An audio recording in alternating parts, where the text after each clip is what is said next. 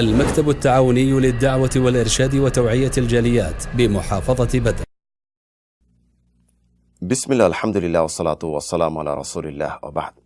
সুপ্রিয় দর্শক শ্রোতা মণ্ডলী, আমরা গর্বিত প্রিয় নবী সাল্লাল্লাহু আলাইহি ওয়াসাল্লামের উম্মত হওয়া সৌভাগ্য অর্জন করায়, যিনি সারা বিশ্বের মানুষের জন্য রহমত স্বরূপ, সমস্ত মাখলুকাতের জন্য যিনি রহমত স্বরূপ। যত নবী এবং রাসূল আসছেন, সকল নবী এবং রাসূলের যিনি ইমাম, এই প্রিয় নবী সাল্লাল্লাহু আলাইহি সাল্লামকে ভালোবাসা আমাদের উপর ওয়াজিব এবং কর্তব্য। আমরা কিভাবে তাকে ভালোবাসব? তিনি যা সংবাদ দিয়েছেন সেটি বিশ্বাস করব, যেটি বলেছেন সেটি অনুসরণ করব, যা থেকে বিরত থাকতে বলছেন তা থেকে আমরা বিরত থাকব। এই ভালোবাসা হতে হবে আমাদের মুখে বলায়, কাজে বাস্তবায়ন করা এবং অন্তরে বিশ্বাস করা। আমরা সকলেই বলি প্রিয় নবীকে আমরা ভালোবাসি, মহাব্বত করি, তবে মহাব্বত এবং ভালোবাসার কিছু নিদর্শন আলামত রয়েছে। এইগুলি যদি আমরা জানি তাহলে আমরা বুঝতে পারবো সত্যিকার অর্থে কে প্রিয় নবী সাল্লাল্লাহু আলাইহি সাল্লামকে ভালোবাসি। তাহলে আসুন আমরা জেনে নেই। প্রথম আলামত, রাসূল সাল্লাল্লাহু আলাইহি সাল্লামের পরিপূর্ণ অনুকরণ করতে হবে সর্বক্ষেত্রে। বিপদ আপদ ভালা মুসিবতে যে কোনো পর্যায়ে হন না কেন, সামাজিক থেকে নিয়ে রাষ্ট্রপর্যন্ত প্রত্যেকটি কাজে তার অনুকরণ থাকা চাই। আল্লাহ রাব্বুল আলামিন ইরশাদ করেছেন, কুল ইন কুনতুম তুহিব্বুনাল্লাহা ফাত্তাবিউনি ইউহিব্বুকুমুল্লাহ। হে নবী, আপনি বলে দিন, তোমরা যদি আল্লাহকে ভালোবাসো তাহলে আমার অনুসরণ করো, আল্লাহ রাব্বুল আলামিন তোমাদেরকে ভালোবাসবেন এবং তোমাদের গুনাহগুলি মোচন করে দিবেন। এই আয়াতটি ভালোবাসার একটি পরীক্ষার আয়াত। অন্যত্র মহান রব্বুল আলামিন ইরশাদ করেন, লাকাদ কানা লাকুম ফি রাসূলিল্লাহি উসওয়াতুন হাসানাহ লিমান কানা ইয়ারজুল্লাহ ওয়াল ইয়াউমাল আখির। তোমাদের জন্য রয়েছে রাসূলের মাঝে উত্তম আদর্শ।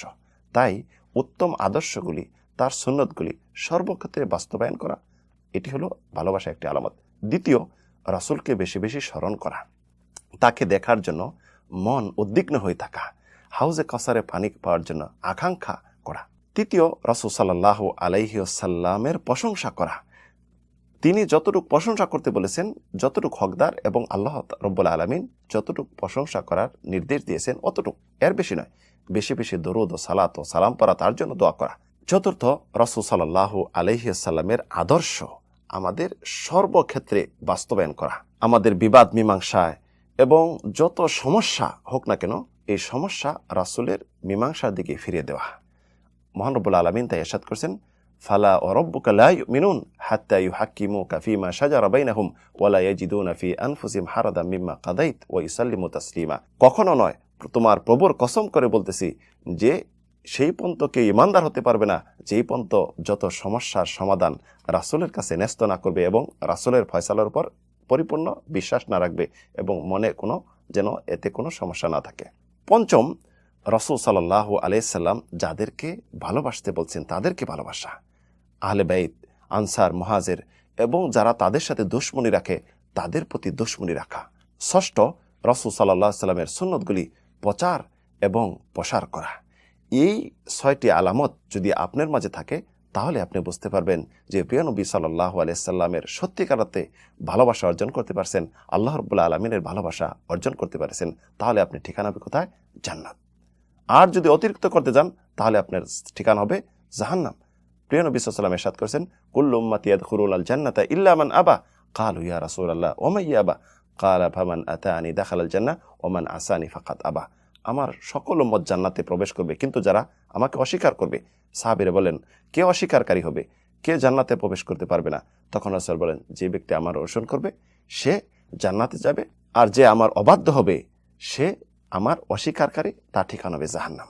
প্রিয় নবী সাল্লাল্লাহু আলাইহি সাল্লামকে অতটুকু প্রশংসা করতে হবে যতটুকু তিনি খুশি হন, যতটুকু তিনি বলেছেন আল্লাহ রাব্বুল আলামিন সন্তুষ্ট হন, যতটুকু হকদার অতটুকু, এর থেকে বেশি নয়। আমরা এমন কাজ করব না, রাসূল না হলে দুনিয়া হতো না, রাসূল না হলে এই পৃথিবী কিছুই হতো না। যার জন্য এই পৃথিবী সৃষ্টি করা হয়েছে তিনি নূরের তৈরি, তিনি মাটির নন এবং তিনি গায়েব জানেন। এই সমস্ত বলা হলো রাসূলের অবাধ্য হওয়া, অমান্য করা। তাই প্রিয় বন্ধুগণ, আসুন রাসূলের সত্যিকার অর্থে ভালোবাসা অর্জন করি এবং জান্নাত যাওয়ার সৌভাগ্যতা লাভ করি। আল্লাহ রাব্বুল আলামিন তৌফিক দিন। আমিন, আল্লাহুম্মা আমিন।